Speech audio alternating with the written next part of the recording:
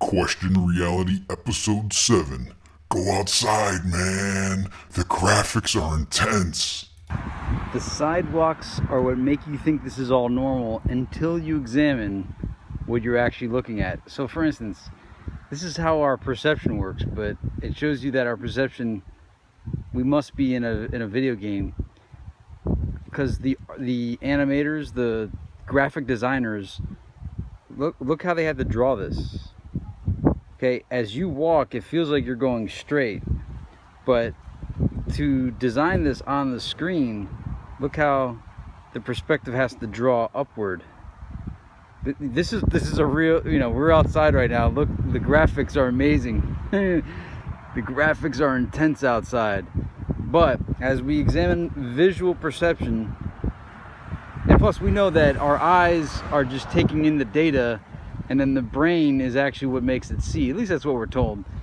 The brain is the processor, the graphics processor. The eyes are just the sensors that take in. But how is it that when I walk, I feel like I'm walking straight? But if I look at it, if I were to draw this, I have to draw it going up.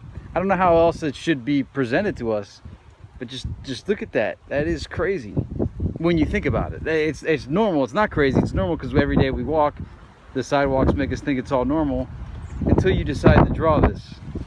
And look at how it all has to draw. Those birds just flew over. I don't know if you saw the shadows. There's so much detail. They put so much detail in. Look at these shadows over here of these trees. The light source is coming from up there, but all this can be reproduced in 3D Studio Max. And look how far these straight lines go down. The sidewalks are what make you think this is all normal. I had mentioned this in episode 1. A couple people wondered what that meant. What I mean by that is the artificial reality of cities and civilization is filled with sidewalks and streets and buildings that are painted, and everything kind of looks the same. Squares, triangles, circles. And I think that creates this sense of normalcy. I think it's what creates that whole societal, don't talk about weird things in public. When you're at work, you're only allowed to talk about work and be all business-like and serious, like that's who you really are. And so the sidewalks are what make you think this is all normal until you look at it as if you were going to draw it. If you were going to draw the sidewalk, it's in perspective. So the sidewalk actually goes up. So when you're looking down at a sidewalk, it goes up. If you were to draw it, it goes up. So if you look at the sidewalk, it goes all the way up to like the top of your vision is like the end of where your eyes can see the end of the sidewalk. And these are just perspectives of vision, but as we're talking about reality being a video game, an alternate reality game, talking about programming the computer, you look at that and you say, man, that's kind of strange that our vision works like that. If we were to draw it, if we were to program this, like if we were to program it, we'd have to actually make the lines go up. The depth of field. There's nothing deep about that other than it's just an observation. And it's an intriguing one, and it makes you wonder. That's what we're doing here. We play games with our mind. I remember playing like games like Zelda, thinking that the destination I needed to reach was so far, but then as long as I would just keep walking, I'd get there. And then I'd realize like a day later in real life, I'd see a destination far in the distance that I needed to get to, and it seemed so far away. But as long as I kept walking, that destination just kept getting closer and closer, obviously. But with a first-person adventure game, and then doing this in real life, I can't really see much of a difference. The graphics designers of the video games reproduced our experience so much that it goes to what Kurzweil wanted, where it blurred the lines between knowing what is real and what is virtual reality. Just in case you've never heard of Thomas Campbell, he's the author of My Big Toe. TOE is an acronym for the theory of everything. He has really great lectures. He's thought of this stuff actually way further than I have. For the past 10 years since I published Simulation Theory, it seems like once a month someone asks me if I've read My Big Toe or know who Thomas Campbell is. Yeah, no, the guy's great. And I saw this one video where he said, you know, they ask if a tree falls in the forest, does it make a sound? The answer is, it's irrelevant. The tree doesn't even process, because we're all in the first person, or we're all in an MMORPG, so they wouldn't waste the computer processing on drawing the tree and displaying the tree if there was no one there to see the tree. Something like that. And then I thought about it, I was like, wow, you know, I never considered how the server works for MMORPGs. You know, how does it display a unique experience for every single gamer? But then again, right now you're seeing the game through my eyes right now, actually through this camera. I have parallax vision, this camera has singular vision, but it's like the destination, as I'm walking, it's just redrawing it. So as you're watching this, the screen is just getting redrawn, or I'm being brought through the 3D environment. Yeah, my feet are walking right now, but this is just the advanced version of the video games we play. So you thought it was all real because you were told it was the sky, the ground, the ocean, the monetary system, occupations. The moon became a place in 1969. And I'll explain that. When I was in college, we learned that the moon became a place in 1969. Prior to anybody visiting it, and I'm not saying anybody actually visited the moon, but the majority of people believe that the Apollo missions were manned missions to the moon. So prior to that happening, it was just theoretical that the moon was actually a place. It could have just been something fixed to the ceiling, to the dome. But once mankind went there and made a giant leap for mankind, then suddenly, in our minds at least, the moon became a noun, a physical place that you could actually visit. I always felt they were trying to give us a hint. Those who have known say, without this, it has no meaning. A common response to saying that things aren't real are reminders of punishment or financial commitments. So go ahead, explain to your friend that's never had these kind of thoughts before about how false reality might actually be, and he'll probably punch you, pinch you, do some form of physical punishment, or say something like, well, if it's not real, then I don't have to pay my bills anymore. And then you wonder, the people that seem to have it all figured out, how do they know what they know? You know, there's all these people that, when I talk, they always look at me like, oh, Johnny boy, you haven't figured anything out yet, have you? And I'm wondering if they're like so in the know on this that they don't even need to talk about it. Occupations. Occupations give identity. They invented entire cultures and customs and identities to occupations. These are occupations to occupy your time and create your entire personality, a whole life story. That's nice and all for people that haven't had paranormal experiences or really like the game of life. Like I always watch, I don't watch, but I see that people watch these like cop shows or detective shows or FBI shows, and the way all the characters talk to each other, it's so unrealistic. And the way they describe things, it's bizarre. And the way they describe things, actually in real life, you watch a police chief give a description of a crime or an investigation going on. Look at the way that guy talks. Watch the wind. Watch the wind affect the trees. The trees have branches at the top. The wind is blowing it. The tree goes down to the ground. Where does the ground go? How does the ground help that tree grow? Think of putting a seed in the ground. Think of how ridiculous, absolutely absurd it is that this works. You put a seed into the ground, you know, pat it down, put some water on it, make sure some sunlight hits it, and then it grows, this tiny little seed grows into this big tree. Of course it happens, but anytime I see a seed, I'm thinking, man, If you put that seed, and why if you put it in the ground it grows, but if you swallow it, thankfully a tree doesn't appear in your stomach.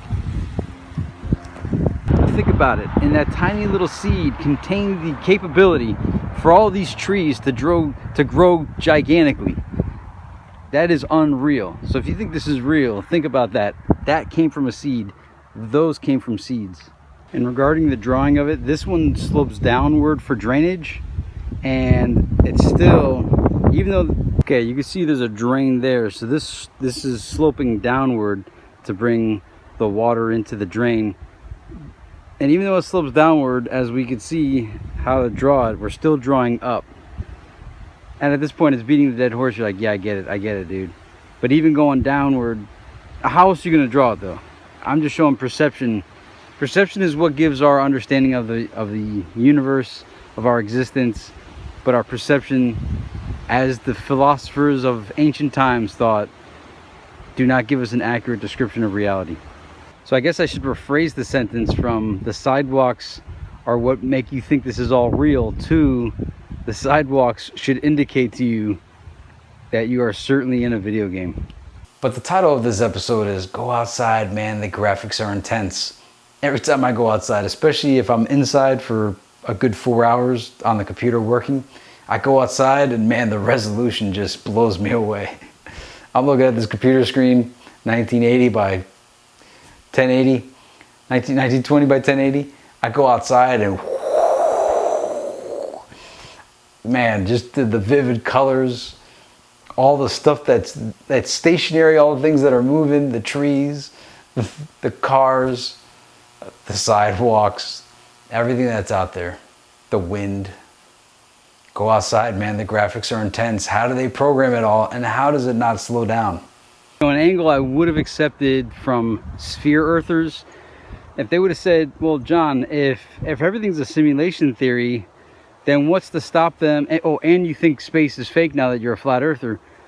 What's to stop them from designing outer space as an expansion pack? I'd say touche, dude. Touche. Yeah, absolutely. Why couldn't they add it? But then it would beg the question, well, what was the moon landing? And you could say, well, that was like a demo stage that you were allowed to download, like a, what do they call it, an expandable pack? A game extension pack? Or downloadable content, a DC, a DLC. So the moon level was like offered for 3 years from 69 to 72. And it was just the demo. They hadn't like designed the whole entire game yet. And I think they had to go back into like beta testing because there was a lot of things that the physics engine just wasn't ready for yet, like accurately reproducing 1/6 gravity. I don't know, bunch of things. So yeah, outer space, I suppose if we're in a video game simulation, then yeah, they could add outer space even if it's fake right now. Why wouldn't they be able to add it later on? Maybe they're working on it. Maybe they just had that one level done and they didn't complete the whole thing, and it's just been in design for like 50 years now. And that's why they need maybe that's why they need all the budget, is to design the levels. And so here's the dirt. This dirt was dug from the earth and now it looks like a mountain. And I guess that's going to become land again, or it'll become a building. I'm not sure. But the ability to create, the architect, transforming light. The architect is he who understands how to control light. And light is everything. Everything, well, at least we're told that electrons are visible. Protons and neutrons are still suspect. They're not visible. But supposedly from those, everything is created and it's all light orbiting itself. So if the light orbits itself, why aren't the planets orbiting, right? I know, it's a flaw in my theory. They say in Florida, yeah, I'm videotaping the ground right now for a reason. They say in Florida we're 5 feet above sea level. So below my feet right now, is it water? And if so, how am I standing on firm land right now if there's jiggly water underneath? I know there's a reason for it. I just don't know what it is. I've always wondered it. I've always thought, all right, so I'm at sea level or 5 feet above. 5 feet below me is water. How is my house not sinking? Even though I know there's a foundation and plenty of houses do go into sinkholes in Florida. But how am I not sinking? How does this not sink? How look at all this land, it's all firm. It's not sinking into the water, or I don't feel like I'm buoyant right now. Although I guess if I was on a big ship, I wouldn't feel buoyant either. Okay, maybe I answered my own question.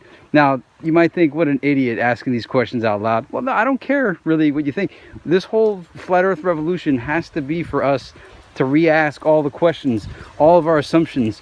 They gave us answers to everything, but we didn't check all those answers. So we're just gonna check them. Maybe some of those answers were actually right. Hopefully they all are. But it's up to us to find out for ourselves. You know, you see some things like a lot of the animals that have vivid colors, and they don't even really make much sense. You know, most animals blend into trees and bark and shrubbery, you know, blend into the wilderness, but then you have others that have these like really out there colors. And you just wonder how it's possible. And then you look at all the animals and you're like, how does anybody keep a straight face? Earth is a freak show. There's so many bizarre animals out there. People have interspecies households. They have dogs and cats and fish in their house, or birds. I mean, it's a nice thing, but when you think about it, it's pretty strange that we're friends with, I mean, it's cute that we're friends with other species besides human beings, but at the same time, it's so Star Warsy. You know, Han and Chewie is you and your dog. Today, it's a beautiful day, not a cloud in the sky. But when there are clouds in the sky, it's condensation, it's water vapor going up into the sky, into the clouds, and then the water falls back on the earth. We take it as such normalcy. Oh, it's the cycle of life. Precipitation. Yeah, it's strange. Everything is strange. The whole existence is strange. And the deal is, I wouldn't be saying any of this stuff if people didn't go about their lives every day like everything is nice and normal. Nothing is normal. Nothing. The grass is not normal. The streets are not normal, because when you watch how our perception sees them, it's definitely not. Everything is, dude, the fish in the sea are not normal. Your pets in your house, your interspecies relationships with non-humans is not normal. I mean, it is, but it's not. Birds flying around are not normal. Airplanes flying are not normal. Nothing is normal. We need to go back to being baffled by reality instead of acting all sophisticated as if we have it all figured out. We have nothing. Although I guess some people have it figured out. They've designed quite the matrix here. It's very impressive how far these straight lines go down. Here's another one, depth of perception. We have, wow, that car just drove by in the foreground. Then you have the series of trees in the foreground, and then way in the distance we have these two trees. And all of vision has already been explored by people of the past. It's just that since the people of the past explored it firsthand, we've been experiencing what they experienced secondhand without going out and documenting it ourselves. So that's all I'm doing. Nothing I'm showing you here is nothing you didn't already hopefully learn in school. Although if they're not trying to teach you to think anymore, they would just present it but not have you connect the dots and start to ask, okay, yeah, sure, so there's depth of perception, but what does that mean? What does that mean? Well, it means welcome to the video game. And here's how it works. God, or whoever programmed all this, did a marvelous job. Waterfalls, cliffs, rocks, all the stuff that's out there, the wind, the trees, the microorganisms, the geometric shapes and patterns. How was all this created? It's marvelous. Question reality. It's a short episode. I'll see you next time.